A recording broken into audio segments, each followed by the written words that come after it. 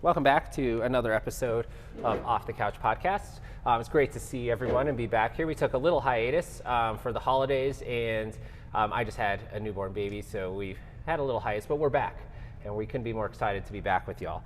Today we have a very special guest, Dr. Sarah Shyu. She is a doctor at Unite Rehab Perform. If you saw one of our earlier episodes, we had Dr. Ken Shyu on. So they are business partners and partners. Dr. Sarah, how are you? I'm good. Yeah, thanks so much for having me. Good. Well, thanks so much for coming on. It's great to have you. How were your holidays? Really, really mellow for us. Okay. We didn't travel. We stayed home. We had an extra day off during the week. It was perfect. Good. Yeah, same. I had a baby on the 27th of December, and so my holidays were getting ready for that, and ever since then it's been kind of dad life, I guess, or newborn dad life, which is feed, change diapers, and try to figure out how to nap. Yep. They always say as new parents, you don't get much sleep. You can, if you're a good napper, you can get a decent amount of sleep, but you have to be able to like pretty much fall asleep at the drop of a hat, which I think after the first few weeks you get tired enough where that will kind of start to happen. So I've become a professional napper, but I think I'm not getting a lot of deep sleep, and I don't know how important that is. Slightly important. It's not that important, right? You don't need deep sleep. You just kind of nap here and there. I was actually joking about this. The term slept like a baby, I think, is a terrible term, because babies, yeah, they might sleep good for when they're asleep, but it's usually only like 2-ish hours. So I think we should change the term to I slept like a teenager. Yeah. Because they sleep like 12 to 13 hours uninterrupted, which is that's way more ideal. Oh, it's so much more ideal. But hey, it's great and it's worth it, right? Well, thanks so much for coming on. So we're just going to kind of talk and just kind of get to know you a little bit and talk about your profession and maybe how fitness kind of bleeds over into that. Yeah. And what your expertise is. Sure. But let's start young, or at the very beginning. In the beginning, there was Sarah. Where were you born? I was born right outside Chicago. Chicago. Actually. Okay. Yeah. What's the name of the town? It's Park Ridge, Illinois. Park Ridge. Okay. And my family moved from Illinois to New Jersey, which is where I spent majority of my childhood and growing up when Okay. I was really, really little. So I'm Okay. a Cubs fan at heart. And Okay, cool. everything. Yeah, because I went to a game at Wrigley Field, is that what it's called? Yep. Cool. Mhm. Yeah, and we went to like the Cubby Bear, and they actually played the Rockies when we went, and the Rockies won. I was wearing my Rockies gear.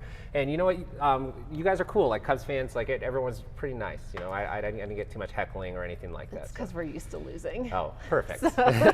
Well, it was cool, and it's a very like historic field. Yep. Yeah, so it's cool. Like they haven't changed it too much since they first opened it, and it's cool and nostalgic. It is a little older though.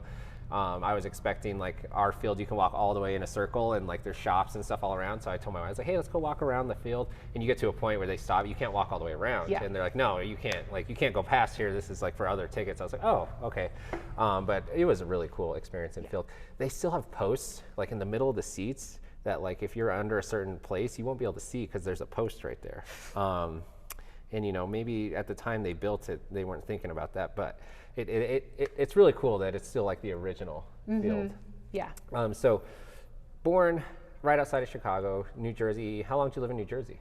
So I lived in New Jersey up until 2018, which is when I moved Oh, geez. here. Okay, so like most of your life. Most of my life. And as soon as I moved here to Colorado, which I just was looking for a change, honestly, people in New Jersey, they're great, but they're also not that nice. And I was just really looking for something new. And as soon as I moved here to Colorado, I just never looked back. Awesome. Well, I'm glad you like it here. I'm a native. I love it here. I've actually never been to New Jersey, but I've heard similar.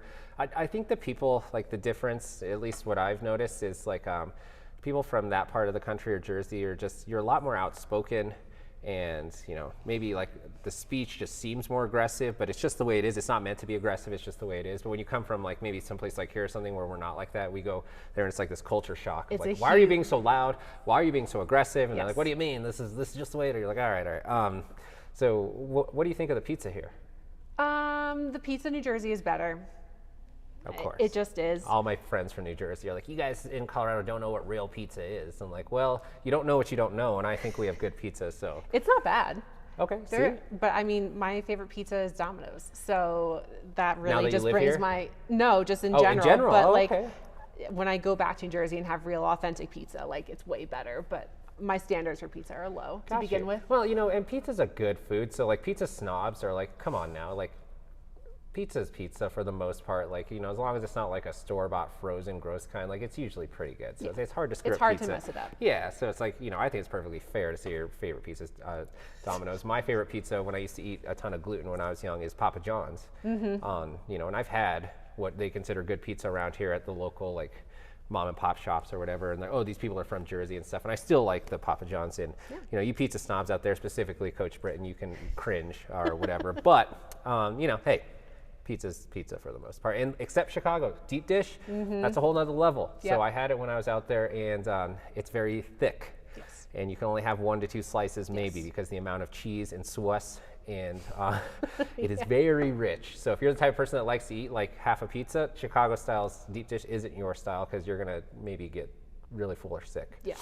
One of the two. Okay, so spent most of your time in Jersey. Did you grow up playing sports? Like, were you ever? Yeah, so my 2 sports growing up, they weren't really like organized team sports, but I was a dancer. Like I did competitive dancing, both like ballet, like modern tap, just that whole, I did ballroom dancing. Oh, so you could dance. Yeah, I can dance. So you think you could dance? Okay, cool. And my other main sport was horseback riding. Oh, wow. You guys know how I feel about horses. All right, we've talked about it multiple times on this podcast, but for those that don't know, I'm deathly afraid of horses. Very much justified. We don't need to get into it. Okay, so that's cool. So how long have you done horseback riding? Are you still doing it? I still do it now. Not as often or as, you know, intense as I was doing it when I was younger, but I still do it and I love it. I started riding when I was about 5 or 6. And rode all the way through high school, took a break during college, and then jumped into it again after school. Okay, wow, that's a lot of horseback riding. Yeah, okay. A lot of riding. And did you say you did competitions in that? Or? Yep. What was there's like different events, right? Like, yeah, there's different events. Mine was more in the jumper realm, so over the fences, and then we also did a lot of like the dangerous kind. Think of like cross country track with jumping. I did that too. Oh wow, okay. All right, that sounds cool. I guess, have you ever been like bucked off a horse? Or? Yeah, I've definitely had a good amount of falls. I have a deviated septum and like a little ridge in my nose because of a fall, but we're still here to tell the tale. Everyone I've ever talked to that's ridden horses has been bucked off or bit, or I didn't know horses bit until a little bit ago. So they only bite people they don't like. Have you ever been bit? No. Okay, so she hasn't been bit, but you've been bucked off and like, you know, had your fair share of injuries. So, you know, it is, I feel like, justified to have a fear of horses. It's just like any extreme sport, right? Like you expect injury, but the difference between snowboarding and skateboarding is like you're in control of that apparatus. The horse, does have a mind of its own. You could train them very well, but there's never that 100% that they're going to. They're still a 1,000+ pound animal. Yeah, I saw in the Olympics, like 4-ish year, I don't remember when, it wasn't too long ago, there was like an equestrian event. And for some reason that day, the horse just wasn't having it.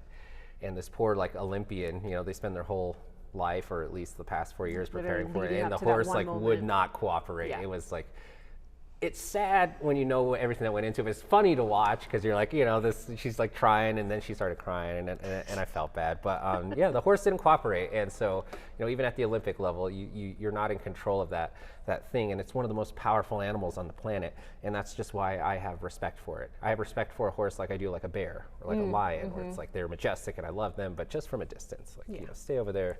We don't need horse and buggy anymore. We have cars. You know, we don't need. Anyways, that's really cool. Yeah. Where'd you go to high school?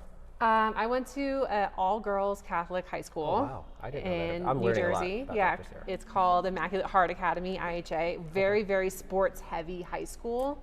There's still like a really elite high school in terms of sports. I just never did any of their like competitive team sports there. Okay, cool. Yeah. And then after high school, did you immediately go to college, or did you have any time? I immediately went to undergrad. I started at University of Maryland, and then actually made my way back to New Jersey at a small like liberal arts school. Okay. And then from there, directly went into PT school at Rutgers. Got you. When you first started college, did you know you wanted to be a PT? No. Or what was your like when you first started your undergrad or whatever, and did your prereqs? Like, what were you declaring anything at the time? I was, and I started University of Maryland as a pre-vet major, actually. Pre-vet, okay. Yeah, we just had a vet in here, Jack. He just left. Yep. And Coach Britton is also a vet. Anyways, okay. And then did you like do that and then change to PT, or was there any steps in the middle there? Did you change a few times? I just realized quickly I I wanted to work more with humans than animals. And even though I loved the medical and science side of what I was learning, I just wanted to kind of shift. And it was my mom actually who suggested that I look into PT, because she was a personal trainer growing up and very involved in like group fitness instruction and everything. And so she was the one who kind of guided me, because it blended those two worlds of like working out plus medical. Okay. And how long into college until you kind of decided to go to PT? In my first year. Your first year? Okay, yeah. good. Yeah, you Real got to quick. figure it out. Yeah, I think I changed mine after like a year and a half, which didn't do me any service, because I ended up taking classes that didn't apply towards my degree. So like they were literally a waste of credits. So if you guys know what you want to do, it's better to know off the bat. But if not, you can always change and take 5.5 years to get your degrees like I did, and it's no big deal. You're going to turn out just fine. So PT, and then where'd you go to grad school? I went to Rutgers for PT school. Okay. So yeah, how long is PT school? It was 3 years for us. It depends on the Okay. school. It's 3 to 4 years. Okay. What'd you think? It was really hard. It was really. It should be. It was It'd really be a difficult. Doctor of physical therapy. Yeah, like their criteria for us was pretty high. Like anything under a B, an 80 was failing for us. And it was pretty grueling. But I made some of my best friends there because of, I think, like the trauma bonding that you have when you're in something like that. That's a real thing. It is, and I mean, it was a great experience, and I got to meet my husband there. So. Oh, perfect. Even All right, better. so you met Dr. Ken there. Yeah. Cool. How'd you guys meet? Did you have class together, or like? So we met after the first. So the first class you take in PT school is anatomy, and it's the only class you take. It's over the summer, and every day you're doing cadaver labs, and then also like the more didactic, like textbook part of it. And after we passed the anatomy final, we all had a party, and it was at Ken's apartment at the time. Of course, And yeah. I was like, He likes to party. Yeah, Yeah, and- Dr. Ken, let's go. Yep. So that's where we met, and it was like it was almost 10 years ago at this point. Okay. Oh wow. Long time. Okay. Nice. Time flies, right?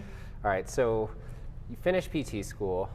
When you first got out, did you right away start to do your guys' own like practice, or were you working for? Did you have like an internship, or were you working for someone else? Or? Yeah. So I graduated before Ken. Nice. And I went directly into a very typical PT outpatient realm. So I Gotcha. was seeing like 3 to 4 people an hour for, I mean, I was seeing like 25, 27 people a day. It was a lot of people. But it was very general population. So anybody could come in with any type of injury or after a surgery, which as a new grad was really great, because I learned a ton and I saw a lot. But then I started to find that the people who weren't motivated and didn't really have interesting goals, I guess we'll call them, like they just kind of wanted to function day to day, wasn't my niche. I didn't enjoy it as much. And so that's when Ken always had the idea of starting Unite, and my dad was an entrepreneur, and I was like, I never want to start a business. I never want to do that. You saw what he had to go through. Yeah, I mean, he worked all a the ton. time. Like and when you own your own business, you don't get days off technically, like here and there, but it just depends. But if work calls, you got to go. Yeah. So it was his idea to really start it, and once I started to see the trajectory of where he was going and like the population that he was working with, it so intrigued me, and it's the best. Like it really is the best form of my work, because people are coming to us motivated and they want to get better, and it's funny to think about, but that's not most of the population when you go to like a regular PT. No, and yeah, it absolutely makes sense. I think we deal with that on like the gym or trainer side as well, where it's hard to work with people that aren't motivated, or maybe that don't want to put into work to get the results that maybe they want or that you want them to get as the professional. And that can get really discouraging on both sides, because then your client's not getting the results they want, and they're like either upset or complaining, and then you're like, well, like this is a hard relationship because we're not putting in the time or the work or the effort that we need to get these results. Then it starts to get really slippery if they're like trying to blame it on you or something like that. Like, but like you're not working. Anyways, so you were working more with kind of the traditional PT all across the spectrum of like different types of demographic clients, different injuries or things that they were recovering from. And then, so you and Dr. Ken, so you started Unite like right after that or whatever, you didn't have a step in between there? So my first PT job was back in New Jersey.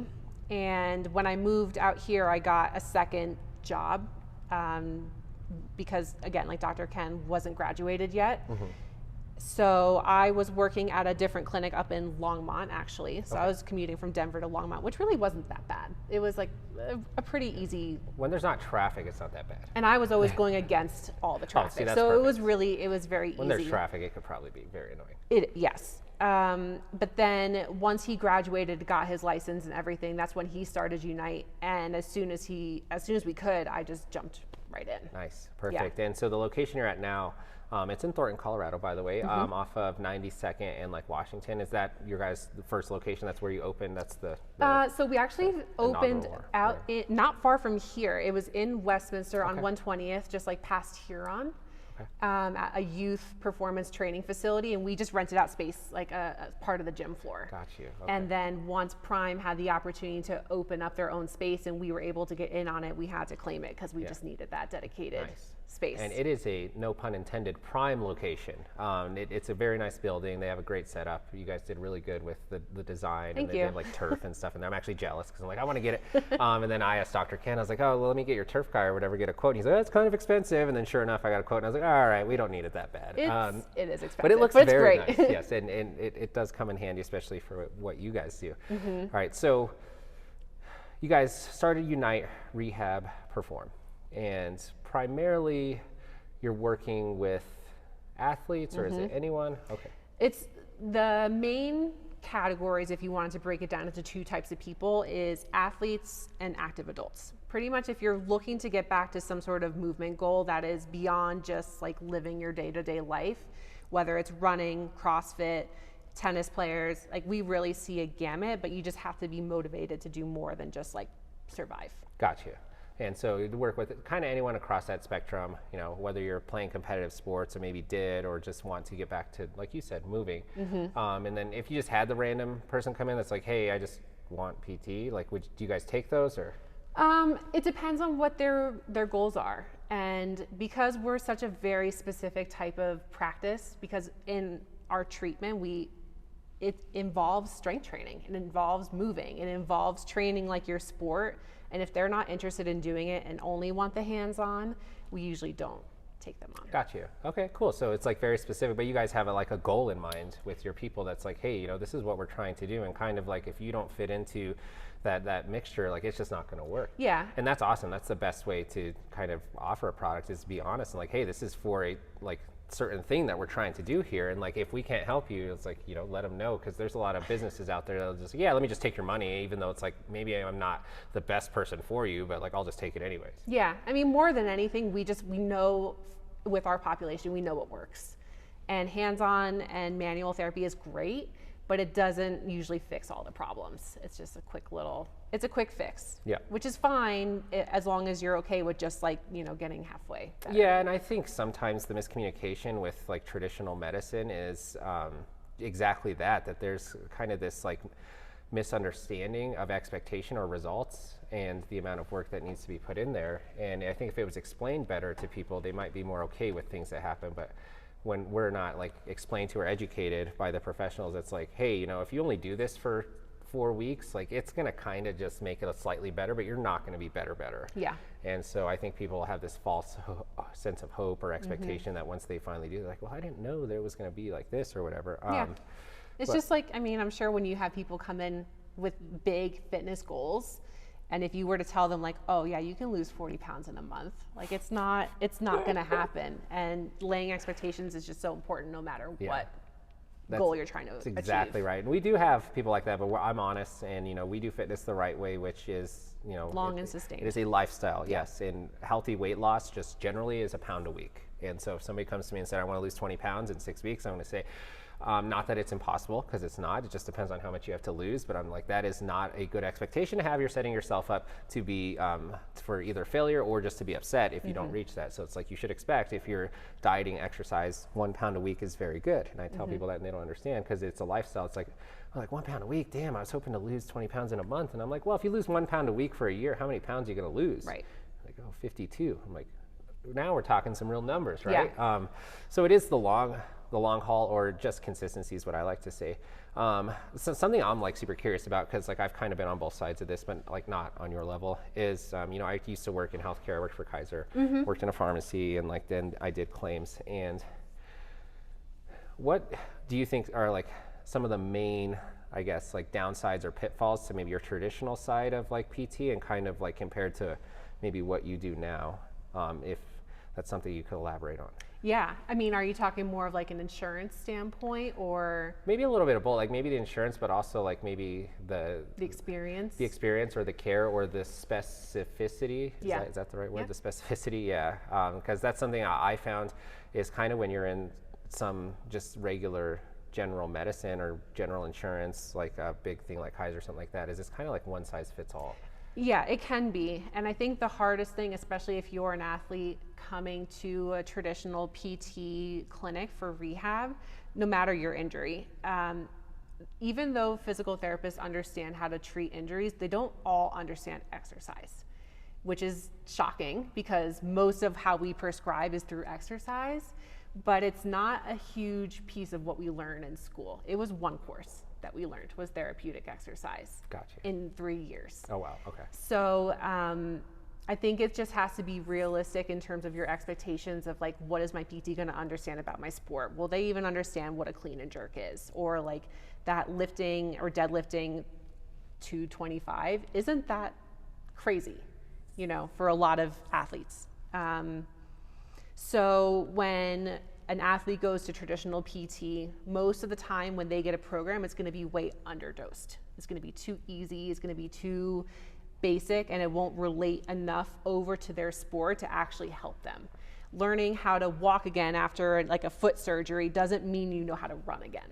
They're very different things, but most PTs will just get you to walk. So that I would say is like more of the experience that people will get. Cookie cutter is a good way to describe it, because many times they're just handed a curriculum that would be good for about anybody and won't be specific or tailored enough.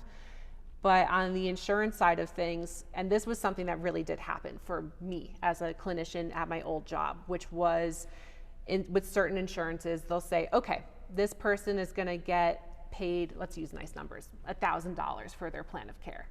If you see them more than 9 times, the business, my PT clinic, would lose money. So you have to get them out before 9 visits. Gotcha. And that was literally what we were told to do, even if it wasn't in the best interest of the person. Like, well, the person needs 20 visits. Like, well, too bad. Yeah, I mean, and that puts me as a clinician in such a strange scenario, because obviously I want to make my employers happy, but if my person isn't ready to be discharged, like, I can't discharge them. Yeah. And like your hands are kind of tied. Like, very much so. Yeah. So when insurance dictates the treatment, it gets very tricky, and oftentimes isn't actually focused on the person. It's just looking at numbers. And because our gym, our business isn't working directly with insurance, we can avoid all that stuff and just actually give the people what they need, not over, not under, just what they need. What's just right. Yeah. Whether it's 2 visits or 20 visits. Yeah. Whatever's appropriate for the person. Mm-hmm. And that's what I love about what you do, Dr. Sarah, Dr. Ken, over at Unite Rehab Perform. And I actually have experience on both sides of the spectrum, where I've done PT in the past for injuries and went to just traditional PT. I had a experience with the PT at Kaiser that I saw like once. Mm-hmm. And then like, I think I was only approved for like the 1 or 2 visits, and they just gave me some exercises and like, do these on the rig or whatever. And I didn't do all of them because I can't bend this wrist all the way. Anyways. And then another one I had, I forget what I was recovering from. I went to, it was like a sports PT, but it was still kind of like, you know, like the in-network insurance type stuff. Mm-hmm. And I remember I went in, and this guy was a little older. I don't know his athletic background. He didn't seem super athletic. And it just seemed there wasn't a general understanding of like my level of athleticism, or maybe like high level athletics. And I remember going in and like actually like showing him some exercises for me to do, and he's the PT, and he's like, oh yeah, that's cool, just do that, or like, have you ever, like, oh yeah, do that. And then he gave me a packet. I don't know if you guys I haven't never gotten a packet from you guys. That was just all my PT exercises, and it was like very, I don't know. I just didn't like the vibe. It seemed very cookie cutter and just like, hey, you know, like you pretty much gave me half the exercise you're going to do. Here's a packet full of exercise. Just go home and follow the packet. So then at that point, I'm like, well, why am I even coming to you? Right. You're the professional, and I feel like the reason I'm coming to a professional is to do things that I wouldn't do on my own or things that I don't know how to do. Right. And you're kind of just having me do stuff that I know how to do, or just sending me with this packet and saying do it on your own. Actually, a quick sidebar, I'm like, this stuff really is like a pet peeve to me or something. I got myself in trouble when I was in college, my genetics class, this kind of same type of story. It was our second week, I think it was our third class maybe, or second or third class in genetics, and we were learning Punnett squares, and my class was having a hard time grasping it, and my professor was like trying to ask, and we were still like kind of getting questions wrong or whatever. And she was like, you guys, you need to know this by now. This is ridiculous. And she kind of like went off. She's like, you need to be reading the book. All the information you need to know is in the book. And like, I'm very much, when I was in school, the type of person that's like, I'll just go to class and take notes, and I should pretty much learn everything I need to. And it was working for all my classes, and it's worked for almost every other class past that, by the way, the higher ones too. And so I raised my hand. I shouldn't have done this. And I was like, Dr. whatever. I was like, hey, just a question, you know, if we're going to get all the information from the book, what's the point of coming to class? She didn't like that. And it's kind of like, anyways, I had to fight for a bad grade in that class. So don't ever do that to your professor. But at the same time, like it is the exact same situation that you got at that sports PT, which is like, here's the material. Well, it's like, well, then why? Like, what's the point of coming to you if you're just going to give, like, I could have pulled this offline nowadays. We have the internet. Like, I could probably find a better online PT on freaking YouTube than this. And so it very much rubbed me like that. But then I remember like coming to see y'all, it's like just such a breath of fresh air. It is very much different, very much personalized. You know, they do an evaluation like when you first get there, but also you've worked with athletes. You've worked with, you yourself have been an athlete, Dr. Ken's been an athlete, you've worked with high-level athletes, and you just understand athletics and aspirations for people that want to get back to moving more than just the minimum. Like, you know, I don't want to walk, I want to be able to sprint again. I want to be able to play soccer again. I want to be able to play hockey again, or snowboard, which is all things that I do. And so you guys have an understanding of that, and it's not just like cookie cutter. It's like, okay, well, let's evaluate where you're at.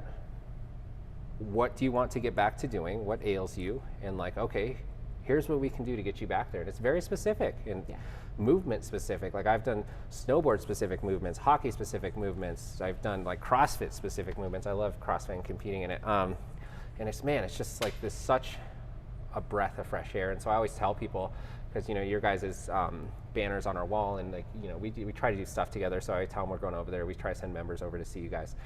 And, you know, I'm like, man, they do such great work over at Unite. You should go see them. And, you know, like, do they take insurance? I'm like, no, but you pay for what you get. And, you know, and I explained this exact conversation. You're not going to get this cookie cutter. They're actually going to help you and address like these things, and also understand the sport of CrossFit or the sport that you're trying to do, or, you know, get you back to that. Because Coach Britton actually just had this experience where she was working with insurance. She'd already worked with you guys in the past, but had worked with insurance to go see a PT, and, you know, just to try to save some money. The insurance was going to pay for it, so she's like, let me go see this other PT. She saw him once and like cried after she left after being with you guys, because she's like, all they did is have me do like some cat camels or whatever, and like said good luck. And she's like, it was the worst experience ever. So it's absolutely worth it. So I tell people, like, you pay for what you get, and if you want to actually like feel better, get better back to sports, like, you need to go to somebody that specializes in this stuff, not just this cookie cutter 75-year-old person that's just like, hey, here's some bird dogs. Good luck. But you guys also take HSA, right? Yep, we do HSAs and FSAs, and we do provide super bills for all of our clients too, which you could submit to your insurance. It all just depends on your plan.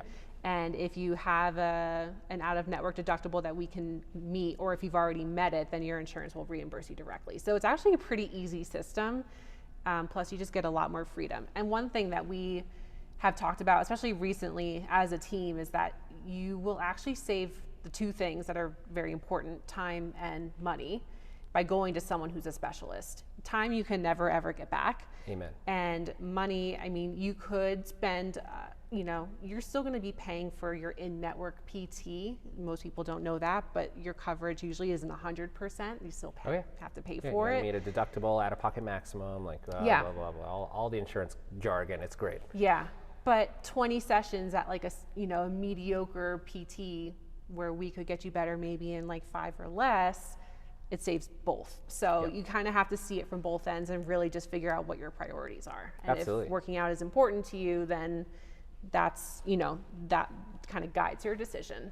Yeah. And you have to have a little bit of like forward thinking or looking, where it's like, if you get yourself working with a specialist back to moving pretty much 100% or like 100% out of pain, that's going to also save you money on the, you don't need pain meds anymore. Right. Or, if your joints move to the mobility that they should, that's going to lessen your risk of injury. So it's like, you're going to help prevent future injury. So it's like, it is an investment that is absolutely worth it. You just have to see the bigger picture. Yeah. Because if you're just looking at, look, I broke my ankle, I just want to get back to walking. If that's your only goal, you're going to get there in no time, because I've broken multiple bones.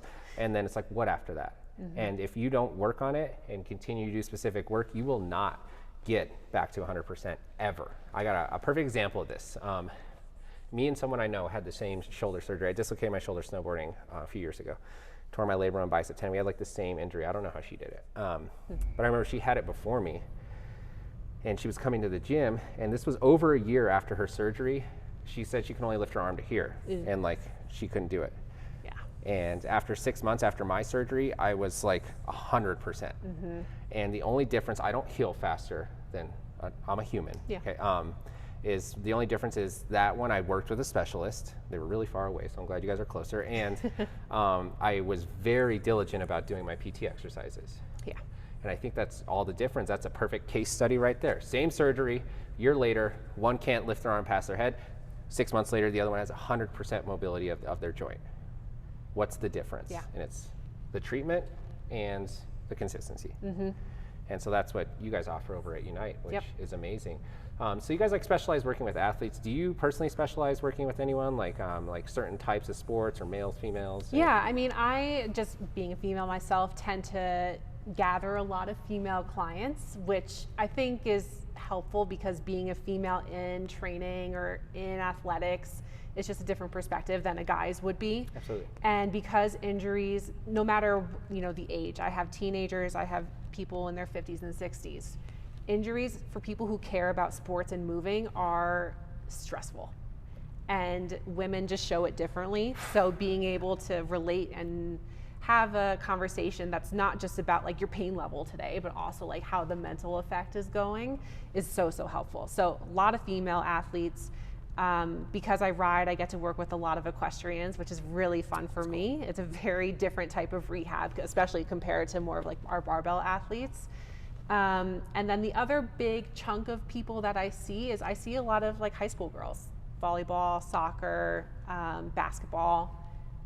That's kind of my niche. Nice. That's my people. Yeah, working with athletes, but you like working with, not that you specialize in working with females, but you like it. And there's a level of understanding and experience, which I totally get, because I've never been pregnant. I've worked with a lot of pregnant athletes, but I've never been pregnant. So if you're working with a coach or somebody that's been through what you've been through, or that goes through what you go through, it can be just a little bit more helpful, especially when maybe somebody that hasn't been through it is telling you to do something, and you're like, how do you know? You've never been through it. And it's like, well, I know from experience working with other people, but I kind of get what you're saying. So that's cool. So like working with the female athletes. Now you yourself, this is Off the Couch podcast. We like movement and exercise, and Coach Sarah also exercises. Right? How do you find that exercise, the level of importance into your career or what you do, or bleeds into that? How important is that? Oh, it's so huge. One, I mean, the people that we work with, they're going to know right off the bat if you don't work out.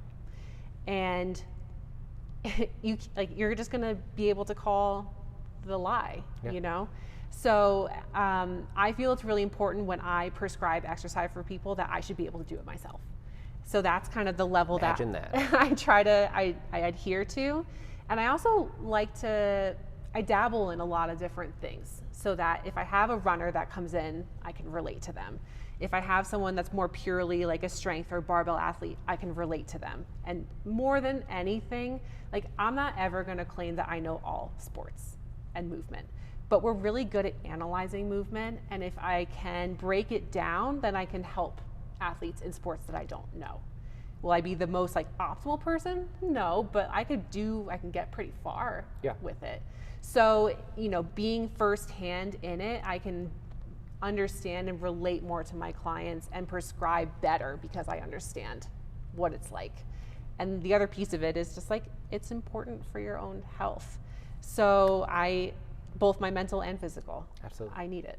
Yeah, and I just feel like as health professionals, you know, me working in a gym, you at Unite, it's like, you know, we're asking people to be like fit and healthy and to move well. And if you don't do that as the trainer or the person that's prescribing this, how do you expect your clients to do it? Like that's a big one to me. You know, if you're a personal trainer for fitness and you yourself are not fit, how are you in charge of getting anyone else fit? Yeah. First of all. Second of all, why is anyone going to listen to you? You know, if you are overweight, don't look like you exercise, and like, hey, I can get you into good shape. And it's like, well, why aren't you doing it yourself? Right.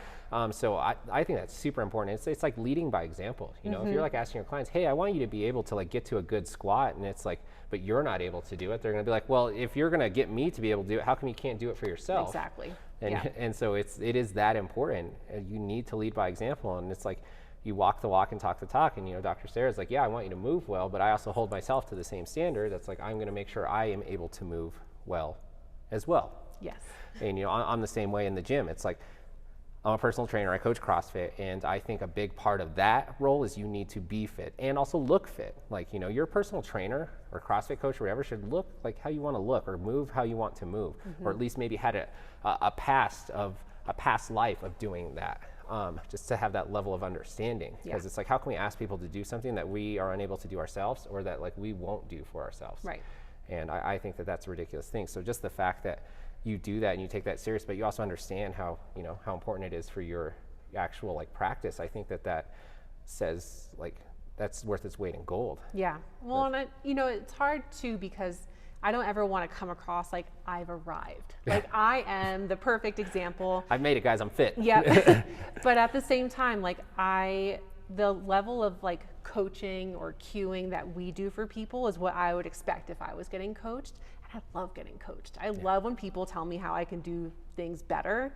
So I try to give that same type of, I don't know, level of effort that I would want myself. Even though I should technically know what I'm doing, like there are still things I could do better at. Oh, yeah. And I want to know how, and I want someone to tell me. And that's what I want to do for my people. Oh yeah, like everyone needs a coach. Like I think at some point in your life, you need a coach, whether it's, you know, during the sport, after, whatever, it's just important. But also what we find, and I think you find this too, is people that really value movement and activity, exercise, sports, athletics, these are usually the people that are eager for coaching. Like, Definitely. You know, we're the people that's like, I just want to get better. So if you have a method to get me better, like I'm all ears. Exactly. And like these are the types of clients that you want to work with. And you know, these are the clients that are a dream, because it's like, you know, it's kind of a product that sells itself, but also the client is just as invested as the professional. Yeah. And when that happens, I'll tell you on our side and probably on your side too, man, that's where the magic happens. You see the most results on both sides. The client gets all the results that they're looking for.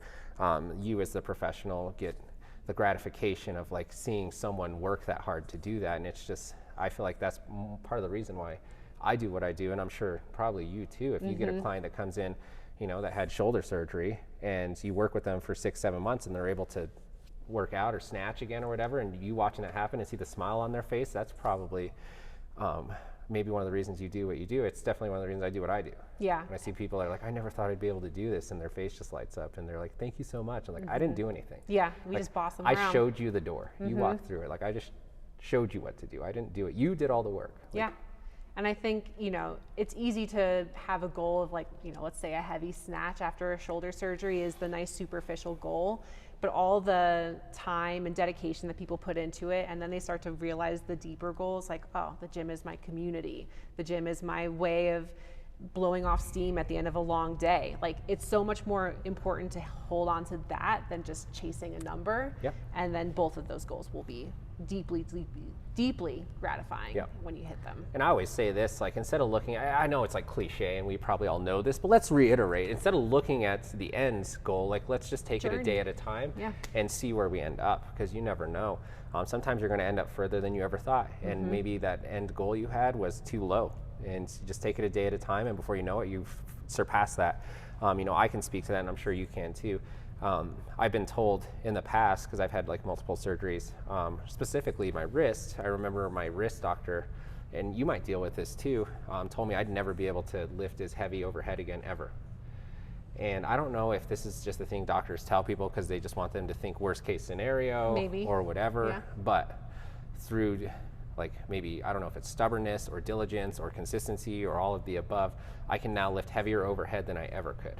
Yeah. And I had a legitimate surgeon tell me I would never be able to do it again. Mm-hmm. And you know, if you take that at face value, it's easy to get discouraged and to be like, well, this person is a professional doctor, like I'm gonna listen to them and just, I'm never gonna lift over my head that heavy again or maybe at all. And I don't know, like, do you see much of that in your field where you get someone that comes in that's like, hey, my doctor said I'd never be able to sprint again, and then you work with them and before you know it, it's just like, hey, look, we're kind of sprinting again. Like, I mean, we've literally had doctors tell people to stop squatting, which I don't know. Like, I don't know what type of life that they live where they're not squatting at least a few times a day. Fundamental movement, anyways. And I think people will kind of get on the bandwagon of like deadlifts are bad for your back, squats are bad for your knees, and just, you know, tell that to the average person. But again, like, we're not working with average people, and they don't have average goals, and they don't have an average mindset. So it's, you know, you never want to, I never want to go to a surgeon's office and say, you know, you're wrong. Like, you're not they obviously have expertise in their area, but we have to also be realistic with those types of like big claims. Yeah, oh yeah. Well, and the human body is resilient, and the human mind is even more resilient. And like, it's like that old saying, like, whatever you set your mind to, you can probably do. I wish, I guess, maybe those types of medical professionals, instead of being more definite, would just be like, hey, there's a good chance you probably won't be able to lift overhead as heavy as you used to, but, you know, who knows? Yeah. If you are diligent with your recovery and PT, let's see how far you can get. Yeah. Like, that way it's less discouraging. I'm just stubborn and I'm not discouraged very easily, so I'm like, yeah, to hell with that, I'm gonna go try it. But, you know, there are definitely people out there that, like, they're gonna take that at face value and just be like, no, my doctor said never again, so I'm just never gonna squat again. Yeah. And like, to me personally, I'm not a doctor, but I think that's some of the worst advice you could ever get if you have the ability to squat. Mm-hmm. Like, I guess my question is, why are you telling people not to? And that's a whole nother rabbit hole, I guess, that we could go down. But yeah, you know, your body's meant to move, so like, let's move it. And the more you move it, the better it's going to feel. Yep. And the more you move it, the more you're going to be able to do. It's like use it or lose it. That's what I say about like movement, health, and fitness. It's like, if you don't use it, you will lose it. If you sit in a chair all day long and don't do any exercise, yeah, you're going to lose mobility to squat. You're going to lose mobility to deadlift or pick yourself up off the ground. But if you're using these movements on a regular basis, they'll stay around for a very long time. I actually just saw a video. That's why I love CrossFit. Not that it's like the best, but it's like the best. I will take that to the grave. That's a hill I'm willing to die on as well. So if anyone, like any of those people are like, oh, CrossFit's dangerous, I would love to just sit down and have a conversation with them about that. I'm not biased or anything. I own a CrossFit gym. Now, there is a competitive side to CrossFit. That is a different story, but I'm just talking CrossFit in general. And I saw this video of this 75-year-old guy doing 42-inch box jumps. 75, 42 inches, that's pretty damn high. Most people can't even jump that high. And then I saw another video of an 80-year-old guy doing a powerlifting meet, who he started in a CrossFit gym, but he mostly powerlifts, deadlifting 405 pounds. The guy's 80 years old. That's amazing. And so this is a testament, use it or lose it. Yeah. And you know, our bodies are meant to move, and if we can move, then we should to a healthy degree, right? And the only time, I guess, to maybe push the envelope is when you have maybe either very good education on when that is supposed to be, or you have a professional helping you if you're recovering from something that's like, hey, let's kind of push this a little bit. Anyways, well, Dr. Sarah, thank you so much for coming on. I really appreciate having you.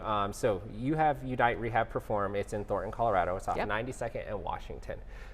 If people wanted to book a session with you guys, do you guys do like a free intro session or? Yeah, so how we start with all of our new clients is a 30-minute session where we go into a pretty in-depth history of your athletics, your injury history, and then we go through a movement screen. So right off the bat, we get you moving. We want to see big full body movements like your overhead squat, your lunge, your push-up, to start to put together the puzzle pieces.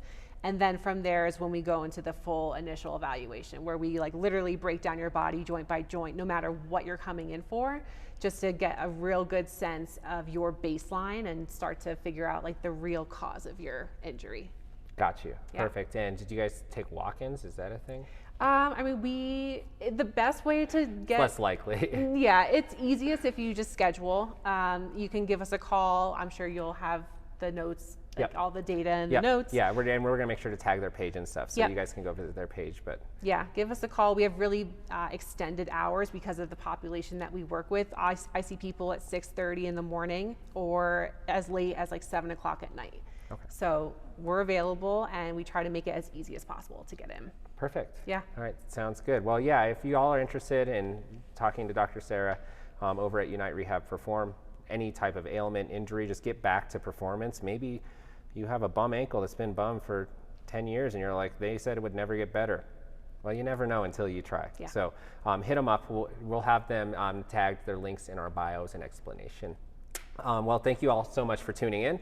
If you're ever in the Thornton area, you can come visit our gym, CrossFit MOB. It's on 120th in Colorado. We have a free trial week. Love to have you guys. Until next time, let's get off the couch and go do something productive. Thanks, y'all. Awesome. Thanks, Sarah. Thanks.